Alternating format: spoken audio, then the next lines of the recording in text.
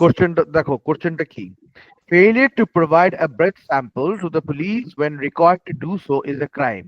However, failing to report a crime you see taking place on the street is not a crime.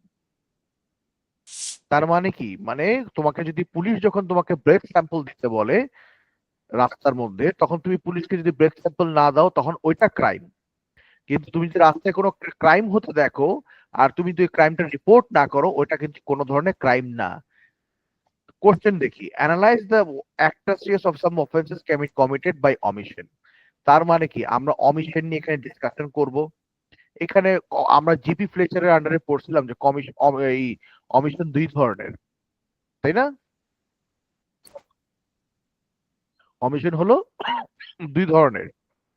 হ্যাঁ, তো একটা ধরন হলো commission by omission, আর একটা হলো duty duty arising out of omission. হ্যাঁ, এই দুইটা অমিশনের মধ্যে যে এই কমিশন বাই অমিশন নিয়ে কোশ্চেনটা আসছে। কমিশন বাই অমিশন, এখন অমিশনের খুব ছোট্ট করে একটা ডেফিনেশন দিব যে কেন। ডেফিনেশনটা কি হবে? যে জেনারেলি ইংলিশ লতে কিছু নর্মাল কোনো কাজ করলে তো লায়াবিলিটি আছে, ক্রিমিনাল লায়াবিলিটি আছে, তাই না? স্যার তোমরা কি আমার কথা বুঝছো না এমনি চুপ করে বসে আছো? স্যার বুঝছি। আচ্ছা, তো এখন ওই ডেফিনেশনটা দিব, অমিশনের ডেফিনেশন ছোট করে দিব, এরপরে কমিশন বাই অমিশনের কথাটা বলবো, তার সাথে আমরা দুইটা কি একটা কেস ল দিব। এখন তোমরা বলতে পারো স্যার কি কেস ল দিব? ডাইটাম দিতে পারো, পিটউড দিতে পারো, যে কোনো কেস ল দিতে পারো। ওকে স্যার, বুঝতে পেরেছো? তো কোশ্চেন নাম্বার 1A হলো 6 মার্ক। এখন কোশ্চেন নাম্বার 1B দেখি। কোশ্চেন নাম্বার 1B হলো 14 মার্ক। এই দেখো 20 মার্ক এখানে। কোশ্চেন নাম্বার 1B টা জেরিন পড়ো তো sir. So, a lifeguard on duty in a local swimming pool has been convicted for the death of Walt, a young boy who got into difficulties and drowned. Sue was busy talking to Myrna at the time of the incident. Aaron, a spectator at the swimming pool, saw Ron drowning but did nothing to help save him. As a result of this, Sue was prosecuted and given a prison sentence. However, Aaron was not charged with any offense. Evaluate the reasons why the law in this situation treated Sue and Aaron differently. এই অ্যান্সারটা কি হবে sir তুমি বলো?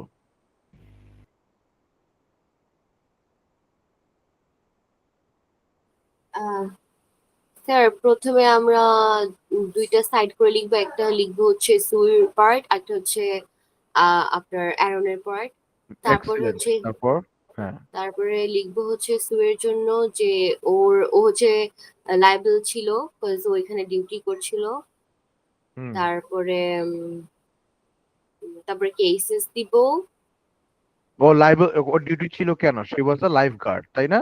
হ্যাঁ হ্যাঁ, দেখো এখানে অ্যান্সারটা দেখো, দুই ভাগে ভাগ করবো, একটা সু নিয়ে লিখবো, একটা অ্যারেন নিয়ে লিখবো। যে সুকে কেন শাস্তি দেওয়া হলো, অ্যারেনকে দেওয়া হলো না। তো প্রথমে সু এর পার্টে কি লিখবো? সে লাইফ গার্ড ছিল, তার ডিউটি ছিল, ডিউটি আন্ডার কন্ট্রাকচুয়াল ডিউটি বা যে ডিউটি, আমরা এটা সুন্দর করে এক্সপ্লেনেশন দিব। এক্সপ্লেনেশন দেওয়ার পরে এরপর আমরা কি করব? এরপরে আমরা এটার মধ্যে কেস ল দিয়ে শেষ করবো। শেষ করার পর তারপরে অ্যারনের পার্টে চলে যাব, যে অ্যারনের কেন ডিউটি ছিল না স্যার, ওইখানেও কিন্তু আমাকে কেস ল দিতে হবে। বুঝতে পারছো? ডিবি ভার্সেস গ্রিন, যে কোনো ডিবি ভার্সেস গ্রিন কেস দিতে পারো, ডাইটসাম দিতে পারো। হ্যাঁ, যে কেউ তোমাকে কিন্তু কেস ল দিয়ে আমার এন্ডিং করতে হবে। Clear sir? খুব কি কঠিন? দেখো খুব সোজা না স্যার?